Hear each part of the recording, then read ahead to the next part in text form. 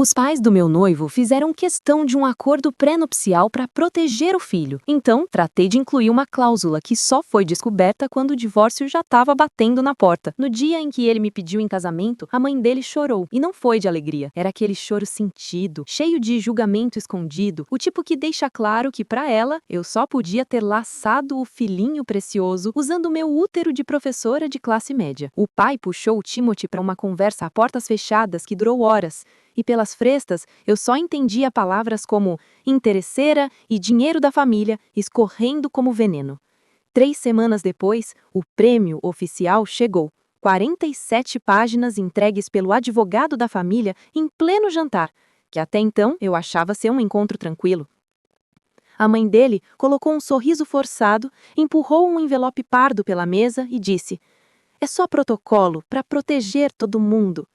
Claro que todo mundo, na prática, significava proteger o fundo fiduciário do Timothy, avaliado em mais de 4 milhões de dólares. Eu dava aula no ensino médio e ganhava pouco mais de 40 mil por ano. Eu conheci o Timothy ajudando como voluntária num baile beneficente para os pais dele. Porém, eu era só alguém sem sobrenome, sem tradição e sem pedigree. Li cada palavra naquela noite. Se o casamento acabasse, eu sairia sem nada. Sem casa, sem carro, sem um centavo. Havia até uma cláusula dizendo que caso tivéssemos filhos, a guarda seria automaticamente dele, porque ele poderia proporcionar uma vida melhor. Meu pai, que tinha sido o advogado contratual antes de morrer, sempre repetia: "Presta atenção nas letras miúdas, é ali que mora a verdade." Nunca esqueci disso. Os pais do Timothy estavam tão obcecados em protegê-lo que nem passou pela cabeça deles que eu poderia fazer o mesmo. Contratei uma advogada experiente, acostumada a ler contratos com lupa, e juntas trabalhamos em silêncio. Escondemos algumas alterações no meio da seção 12, subseção C, parágrafo 4, usando tanto o juridiquês que o texto parecia só mais um parágrafo maçante. O advogado da família passou os olhos, balançou a cabeça e não questionou nada. Eles estavam tão certos de que eu era a parte fraca que nem se deram ao trabalho de duvidar. Casamos em junho. A mãe dele apareceu vestida de branco, como se quisesse competir comigo no próprio casamento do filho. Fomos morar na casa que os pais compraram para nós e eu continuei trabalhando como professora, apesar das indiretas constantes da sogra. "Agora você é a esposa querida, não precisa trabalhar." Timothy seguia administrando os negócios da família. Muitas noites, chegava em casa cheirando a uísque. Em outras, nem dava as caras. A primeira mensagem suspeita, eu ignorei. Na segunda, tirei prints. Na terceira, já tinha uma pasta organizadinha no meu computador. 2 anos depois, pedi o divórcio. Antes do meio-dia, a mãe dele já tinha me ligado 16 vezes, como se pudesse gritar até me convencer a mudar de ideia. O pai dele apareceu na minha escola, entrou na sala no meio da aula e disse: "Você sabe o que está jogando fora." Olhei para ele e respondi: "Sei sim, nunca tive tanta certeza." Na mediação, o advogado da família chegou com a confiança de quem acha que já ganhou. "O pré-nupcial é infalível", disse, quase sorrindo. "Ela não leva nada." Minha advogada apenas cruzou as pernas e deslizou um papel pela mesa. "Seção 12, subseção C, parágrafo 4, avisou. O sogro colocou os olhos, começou a ler e foi ficando vermelho. "O que é isso?" ele perguntou, engolindo seco. "É a cláusula de infidelidade", explicou minha advogada. "Se o Timothy trair e houver provas, o acordo é anulado e ele perde 60% de todos os bens para a parte prejudicada. Temos mensagens, e-mails, fotos e extratos do cartão de crédito com 4 mulheres diferentes." O silêncio tomou conta da sala. A mãe dele apertou o braço da cadeira como se tentasse não desmaiar. "Mas essa cláusula", ela murmurou, "a gente não..." "Vocês não leram", respondi, sem levantar a voz. "Estavam ocupados demais tentando me proteger de vocês mesmos, tão certos de que eu era a ameaça, que nem imaginaram que eu não assinaria um documento feito para me deixar humilhada." O processo durou 3 meses. No fim, fiquei com a casa, os carros e 2,6 milhões de dólares. O juiz ainda deu uma risadinha quando o advogado deles tentou argumentar que o Timothy não sabia o que tinha assinado. "Você tem 32 anos e mestrado em administração", disse o juiz. "Ele é mais do que capaz de ler o próprio pré-nupcial." Depois da audiência, a mãe dele me mandou uma mensagem dizendo: "Você acabou com nossa família." Não respondi. Eles mesmos fizeram isso quando decidiram me subestimar. Meu pai sempre dizia que as letras miúdas escondem tudo, e ele tinha razão. O que ninguém sabe, porém, é que aquela famosa seção 12, subseção C, parágrafo 4, não continha só a cláusula de infidelidade. Escondidas ali, no meio do jargão pesado, estavam mais 3 condições que o advogado deles jamais percebeu.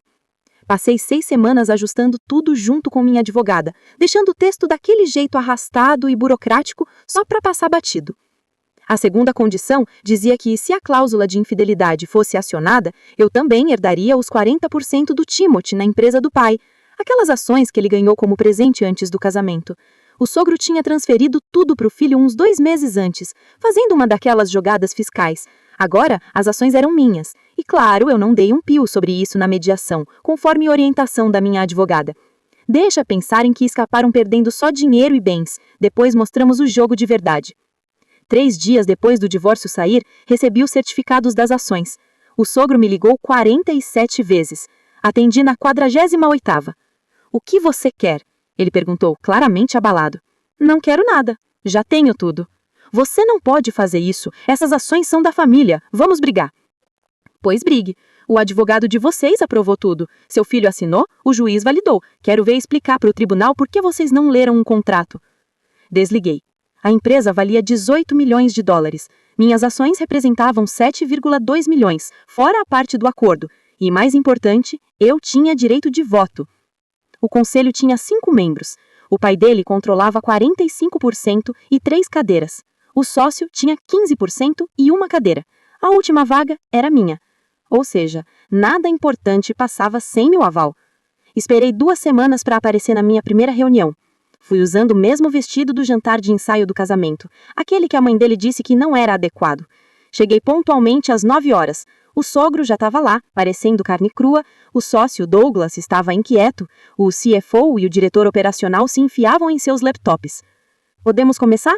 Perguntei, sentando na ponta da mesa. Você não tem direito de estar aqui. Tenho sim. Sou dona de 40% dessa empresa. Tenho cadeira no conselho. Fui convocada. Vamos aos resultados ou preferem perder tempo? O CFO pigarreou. Era um senhor magro, de uns 60 e poucos anos, que parecia viver à base de café e ansiedade. Talvez seja melhor a gente seguir a pauta, sugeriu baixinho. A reunião se arrastou por 3 horas. Passei as primeiras 2 horas e meia em silêncio, só observando e fazendo anotações. Acabei descobrindo que a empresa estava com planos ambiciosos de expansão. Queriam comprar um concorrente menor por 4,5 milhões de dólares. Só que esse negócio precisava do aval do conselho. Quando o pai do Timothy finalmente apresentou a proposta de aquisição, levantei a mão. Meu voto é não. Todos me encararam. Você não pode simplesmente votar não, o pai do Timothy retrucou. Posso sim, e já votei. Essa proposta é um completo absurdo financeiro. Vocês estão oferecendo pelo menos 1,2 milhão de dólares acima do que realmente vale o patrimônio deles. A análise de mercado está cheia de buracos, o prazo para a integração é irreal e, para ser sincera, eu não confio na sua condução.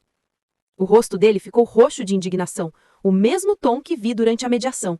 Você não entende nada de administração, ele sussurrou venenoso. Mas eu sei ler balanço. Sei que o lucro da empresa dele só cai há 3 anos. E sei também que o senhor vem usando o dinheiro da firma para bancar despesas pessoais. E quando esse negócio der errado, porque vai dar errado, já está claro que o senhor vai culpar todo mundo, menos a si mesmo. O silêncio tomou conta. Os dedos do CFO pararam no teclado. Douglas achou o copo d'água o objeto mais interessante do universo. Como ousa? O pai do Timothy rosnou, agora num tom baixo e ameaçador. E o senhor, como ousa achar que eu era burra demais para perceber o que estava acontecendo, ou ingênua a ponto de não enxergar suas manobras?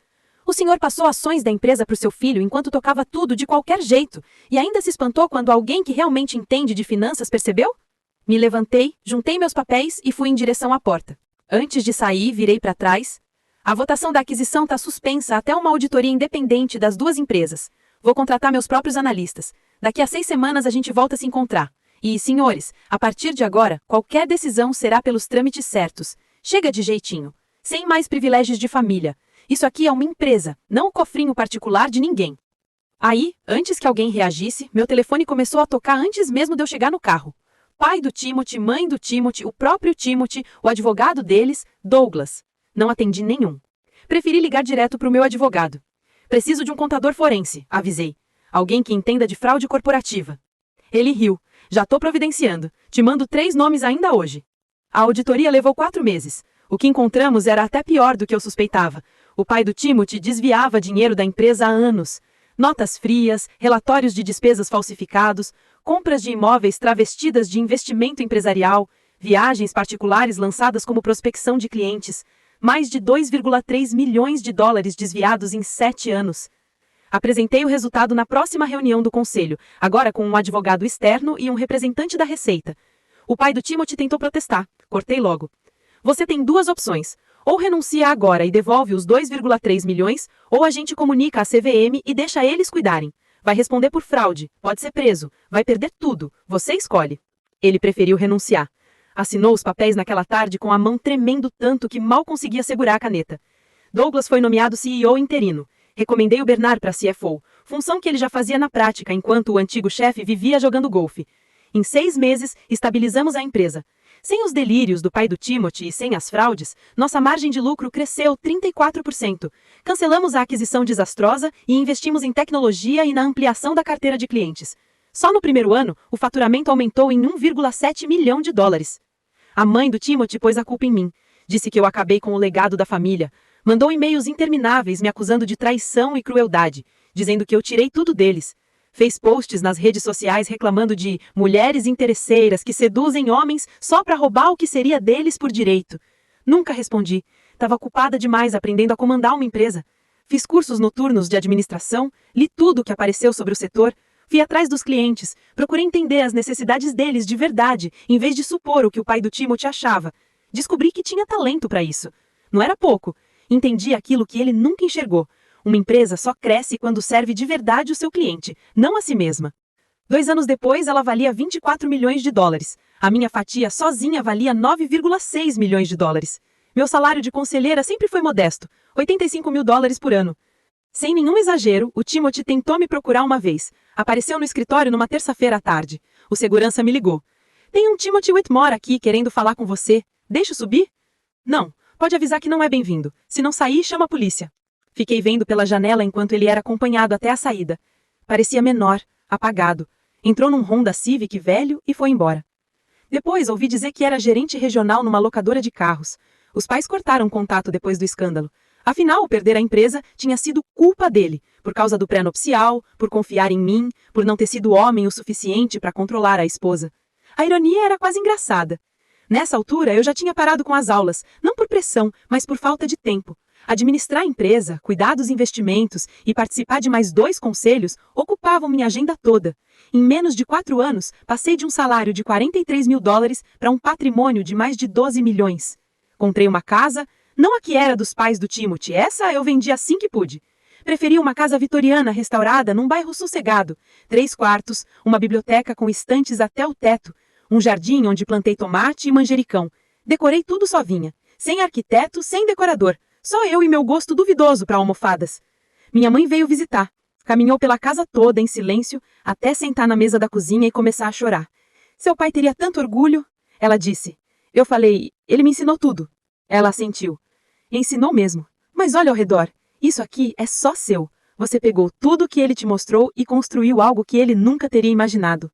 Naquela noite, encontrei a pasta onde guardei os prints das traições do Timothy. 4 mulheres em 2 anos. Crystal, a primeira paralegal no escritório do pai dele, durou 8 meses até ele enjoar. Depois veio Natasha, filha de um cliente. Bianca, bartender do bar favorito. E por fim, Verônica, a assistente. Lembrei do enjoo que senti quando vi as mensagens pela primeira vez.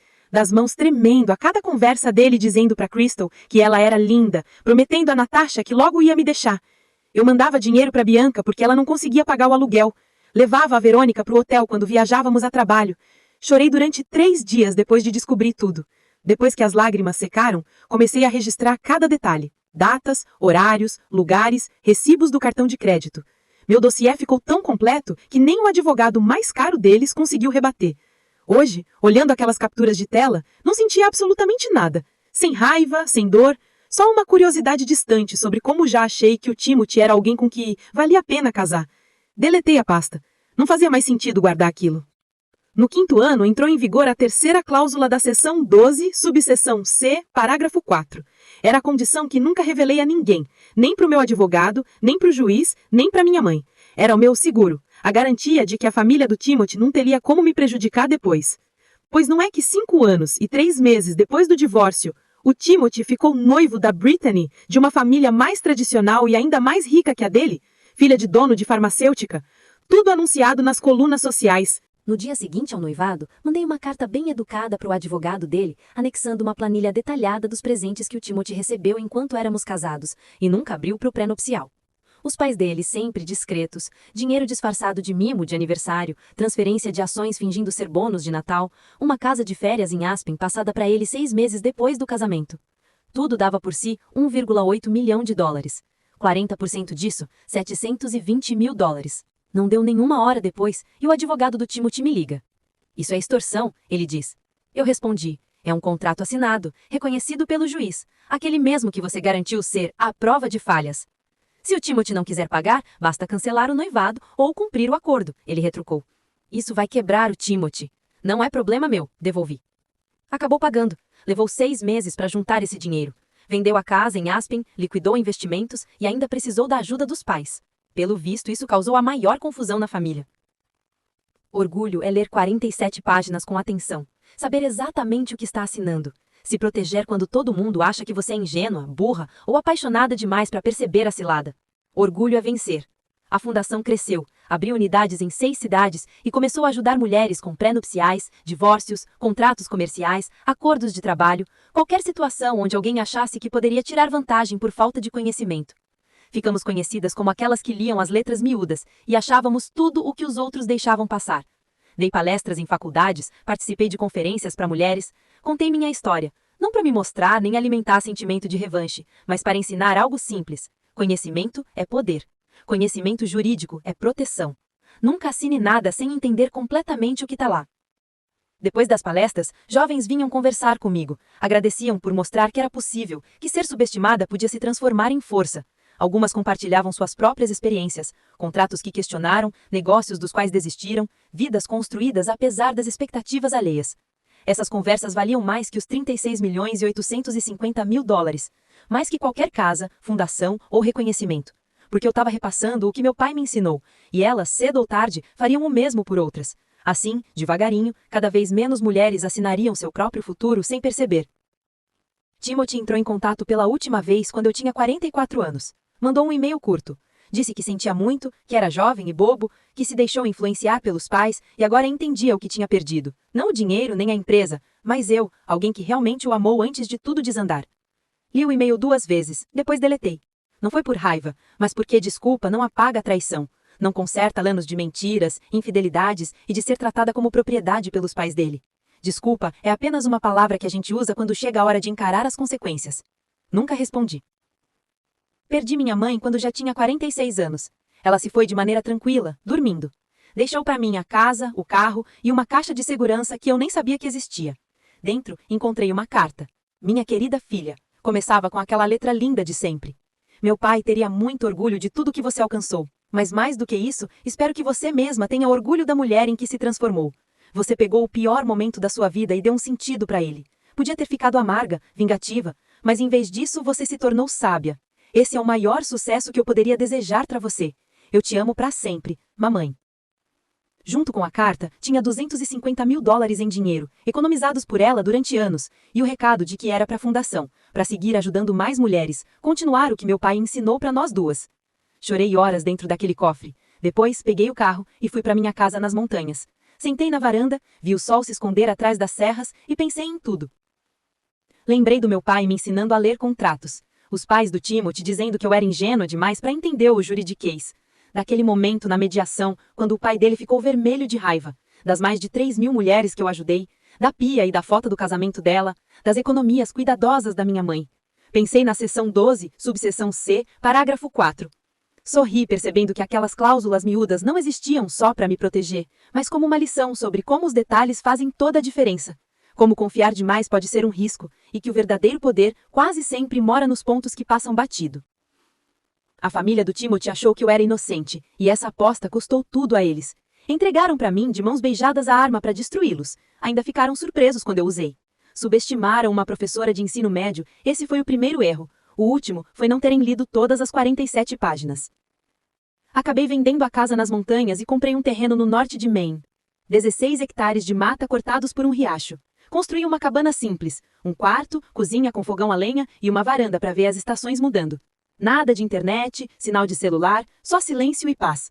Passei meses ali lendo, plantando, cortando lenha, vivendo aquela vida tranquila que a mãe do Timothy provavelmente sempre achou que era o meu lugar. Ironia das grandes. Me fazia rir sozinha. Ela queria que eu fosse pequena, doméstica. E olha só, eu era tudo isso, mas por escolha, numa terra que era minha, comprada com o dinheiro do que eu fiz, sendo eu nem um pouco pequena. A fundação seguiu de pé sem a minha supervisão diária. Montei uma equipe forte. Eles sabiam exatamente o que fazer. Fui me afastando aos poucos, só aparecia nas reuniões trimestrais do conselho. Analisava os casos mais marcantes, aprovava o orçamento, mas confiava neles para tocar o barco. Outra lição do meu pai: criar algo maior que você mesma, montar sistemas, contratar gente mais capacitada e dar espaço para brilharem. Eu fiz os 3, então sabia que a fundação ia viver além de mim. Isso era sucesso. Às vezes, de noite, na cabana, eu ficava pensando nos e se? E se Timothy não tivesse me traído? E se a família dele tivesse sido gentil comigo? E se eu só tivesse aceitado o acordo como veio? Provavelmente ainda estaria dando aula, maritada com alguém que não me respeitava, vivendo de fingimento com uma sogra que apareceu de branco no meu casamento, ainda pequena. Em vez disso, lá estava eu, livre, forte, sozinha, mas nunca solitária. Com dinheiro, mas nunca sendo escrava dele. Realizada de um jeito que realmente importa. As letrinhas do contrato me salvaram, e mais do que isso, me mostraram que eu podia me salvar. Confiar no meu raciocínio, entender que ser subestimada era uma vantagem para quem sabe usar. Fiz 50 anos numa quinta-feira, sem festa, só eu e uma garrafa de vinho guardada para momentos especiais. Sentei na varanda, levantei a taça para a floresta. Ao papai, falei ao voz, a quem me ensinou a ler com atenção. A família do Timothy, que me mostrou por que isso faz diferença. E a mim, por ter aprendido. A mata ficou muda, mas não precisava de resposta. Eu já sabia tudo o que importava, tudo guardado ali nas letrinhas pequenas, só esperando para quem quisesse ler. Passei mais 7 anos naquela cabana. 7 anos de sossego, silêncio. Saía de vez em quando para acompanhar algum evento da fundação, visitar a família. Minha sobrinha formou, meu sobrinho casou, e a vida foi seguindo ali ao redor, enquanto eu ficava à parte, no meu cantinho. Até que numa manhã de inverno, acordei e não conseguia mexer o braço esquerdo. Tive um AVC leve. Graças a Deus os médicos disseram que dei sorte, que com 6 semanas de fisioterapia eu voltaria ao normal. Mas isso me deu um susto, me lembrou que ninguém é para sempre, que minha história também tinha prazo para acabar. Vendi a cabana, voltei para a cidade, não para o casarão vitoriano que comprei logo depois do divórcio. Esse já tinha ido embora faz tempo. Aluguei um apartamento pequeno no centro, prático, pertinho dos escritórios da fundação. Aos 57 anos, ainda saudável apesar do susto, ainda lúcida, só mais cuidadosa comigo mesma. Comecei a comer melhor, me exercitar, tomar aquelas vitaminas que prometem milagres. Eu nem acreditava, mas tomava mesmo assim.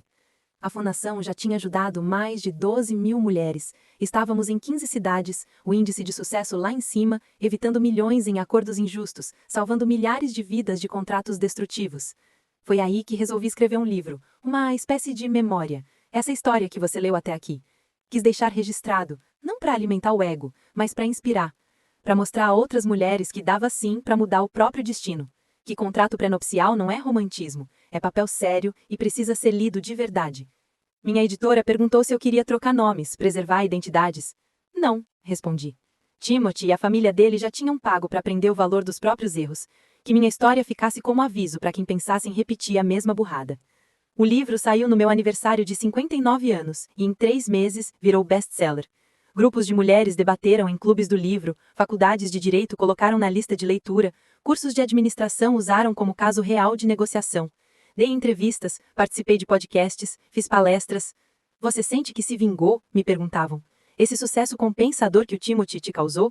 Não, sempre respondia. Nada compensa a traição. Mas saber que a dor pode virar propósito, isso sim, vale a pena. Timothy nunca me procurou por causa do livro, e para ser sincera, nem esperei. Ele acabou se casando de novo com alguém de quem os pais aprovavam, de uma família considerada correta. Tiveram 2 filhos, e hoje ele trabalha com seguros, bem longe da antiga empresa do pai, de modo que ninguém mais o vincula ao escândalo. Falam que está feliz, ou pelo menos conformado, vivendo exatamente a vida que sempre imaginaram para ele. Mas desta vez, ao lado de alguém que nunca exigiu que ele lesse o próprio contrato pré-nupcial. O pai dele já tinha morrido fazia tempo, e a mãe também. A empresa da família foi incorporada por uma gigante da tecnologia, E o sobrenome Whitmore já não significava nada no mundo dos negócios, restando apenas como o alerta sobre fraude, arrogância e o risco de subestimar adversários. Quando fiz 60 anos, a fundação organizou uma festa para mim. Vieram umas 200 pessoas, mulheres que ajudamos, advogadas que treinamos, doadores que apoiaram nossa causa. Ouvi discursos sobre meu impacto, sobre vidas que ajudei a transformar, sobre o legado que estou construindo. Me levantei para agradecer e falei do meu pai, desse costume que ele tinha de ler tudo com calma. Falei do dia em que a mãe do Timothy deslizou um envelope pela mesa, da minha decisão de escolher me proteger. Falei também da seção 12, subseção C, parágrafo 4.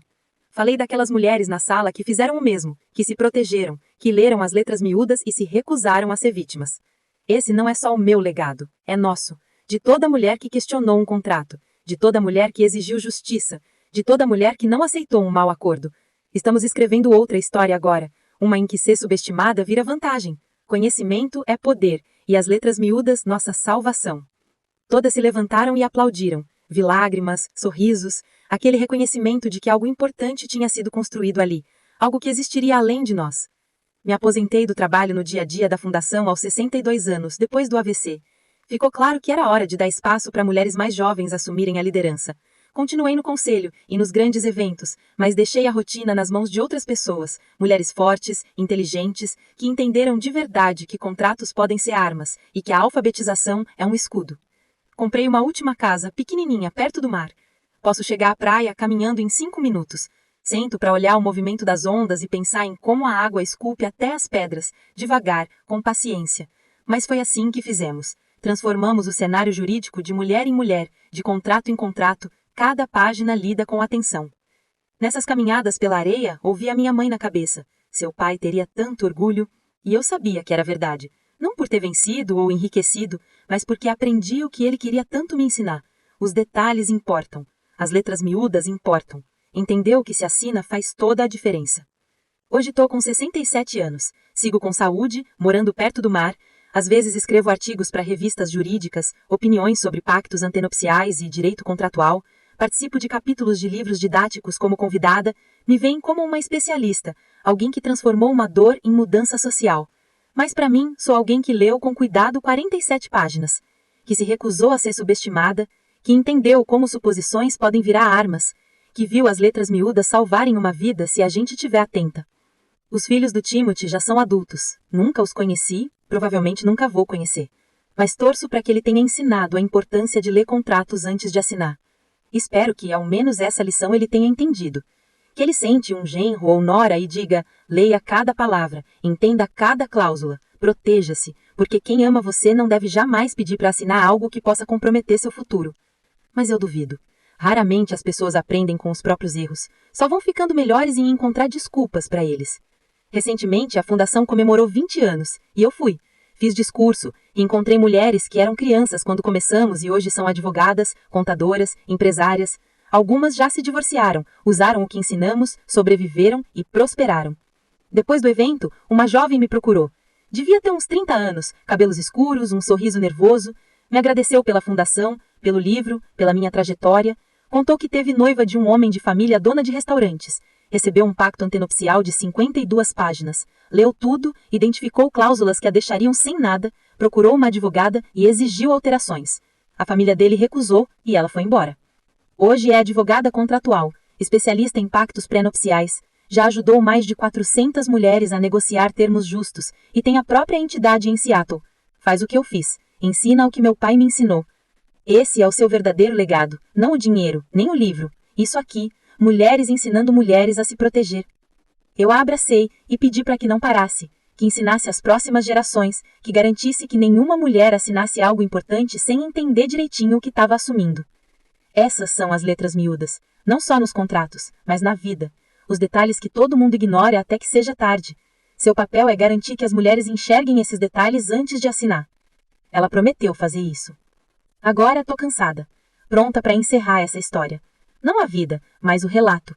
O relato que começou com o pedido de noivado do Timothy, as lágrimas da mãe dele e um envelope pardo deslizando pela mesa e que me ensinou quem eu era de verdade. Descobri que era mais esperta do que pensavam, mais forte do que eu acreditava, capaz de transformar dor em propósito. Me tornei boa em ler letras miúdas e melhor ainda em escrevê-las. Aprendi que vingança não é destruir alguém, é exigir responsabilidade, fazer as pessoas encararem as consequências e exigir que sigam os mesmos padrões que tanto dizem defender, usar as próprias armas deles contra eles. Descobri que ser subestimada é um presente. Quando acham que você é ingênua, eles se descuidam. Não prestam atenção no que dizem, não leem com atenção, acreditam que você não vai perceber. E aí, essa suposição vira sua vantagem, sobre tudo. Entendi o que meu pai queria tanto me mostrar. Leia tudo, entenda tudo. Não assine nada sem ter certeza absoluta. As letras miúdas podem salvar ou destruir você. No fim, tudo depende da sua disposição para ler com atenção. Eu tive essa disposição, e isso mudou tudo. Hoje, quando caminho pela praia perto de casa, lembro daquele envelope pardo, do sorriso da mãe do Timothy, do rosto machucado do pai durante a mediação, do juiz que riu, das 12.000 mulheres que aprenderam a ler com atenção, de uma fundação que vai continuar depois de mim, de um livro que virou alerta da tal seção 12, inciso C, parágrafo 4, e eu sorrio, porque eu consegui. Não foi só o acordo, nem a empresa, nem o dinheiro. Foi algo maior. Conquistei o direito de contar essa história, de ensinar esse aprendizado, de mostrar que conhecimento é poder e que saber ler direito protege. As letras miúdas podem sim salvar a sua vida. Aprendi a ler com cuidado com meu pai, vi na família do Timothy por que isso faz diferença e ensinei 12.000 mulheres a fazerem o mesmo. Essa é a minha história. Esse é o meu legado. Essas são as tais letras miúdas. Preste atenção nelas, porque no meio desses detalhes pode estar o seu fim ou a sua salvação. O que